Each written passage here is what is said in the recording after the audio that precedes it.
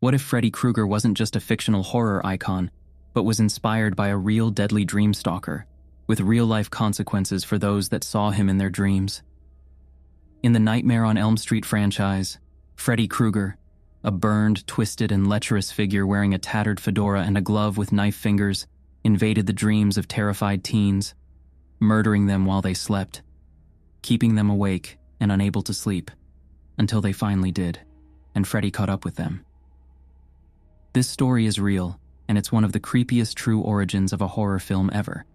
Wes Craven, the creator of A Nightmare on Elm Street, read a Los Angeles Times article about several unexplained deaths that sparked the fire of the inferno that would become the nightmare of a generation. Craven once said, "The genius of nightmares lies in their universality, and in their invasion of our deepest refuge, the mind at rest." Decades ago, Hmong refugees, men who fought aside the U.S. soldiers in the Vietnam War, escaped from persecution under the brutal Khmer Rouge regime in Laos and Cambodia. But even after they found refuge, something stalked them. Something lethal. Not in war or politics, but in their dreams and sleep, and at their most vulnerable. In the late 1970s and early 1980s, dozens of these otherwise healthy young Hmong men began dying in their beds. The phenomenon was wilder than fiction and came to be known medically as sudden unexplained nocturnal death syndrome. Reports described the tragedies as so surreal they read like folklore. One account in the Los Angeles Times: when he finally fell asleep, his parents thought this crisis was over, and they heard screams in the middle of the night. By the time they got to him, he was dead. He died in the middle of a nightmare, Wes Craven recounted. And another haunting account. There was a young man. Told his family, "There's something after me and I'm afraid if I don't stay awake it will kill me." There was a coffee pot in his closet full of black coffee, sleeping pills untouched.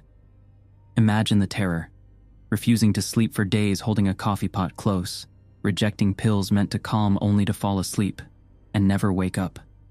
Public health officials were baffled. Autopsies revealed no clear causes. Some suspected heart arrhythmias like Brugada syndrome, others whispered of chemical exposure or ancestral curses. One CDC epidemiologist, Dr. Roy Barron, said, "Death in young, healthy people that occurs at night, and that occurs in minutes, and lacks explanation after autopsy." Wes Craven, reading these harrowing human stories in the Los Angeles Times, found the raw spark for his nightmare. He said, "There were 3 articles about unexplained deaths. None connected them, and that haunted me," he said. These were real people, refugees, veterans of war, taken by death in their sleep by dreams so dreadful they never woke.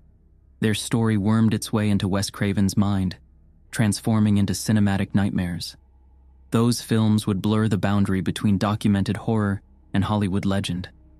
The movies became an instant classic mostly due to its unique approach to horror and because it tapped into something universal. The fear of losing control when you drift off, of not being able to wake up. Freddy wasn't just another slasher. He was a predator in the one place you can't run from: your own mind. The nightmare didn't stop when the theater lights came on and the moviegoers went home. It stayed with those who saw the films. One fan reported, "I was in my early teens. Freddy would show up. I'd be so terrified it scared the crap out of me." Another said, "I got trapped in a sleep paralysis dream after watching Nightmare on Elm Street.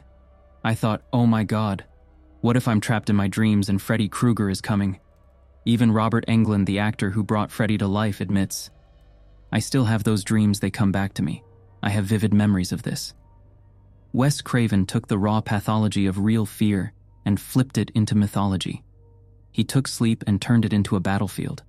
But whatever the movies did to our dreams, it was nothing compared to the original Sleep Stalker. The original dreams that took the lives of those poor refugee men and inspired Wes Craven's nightmares.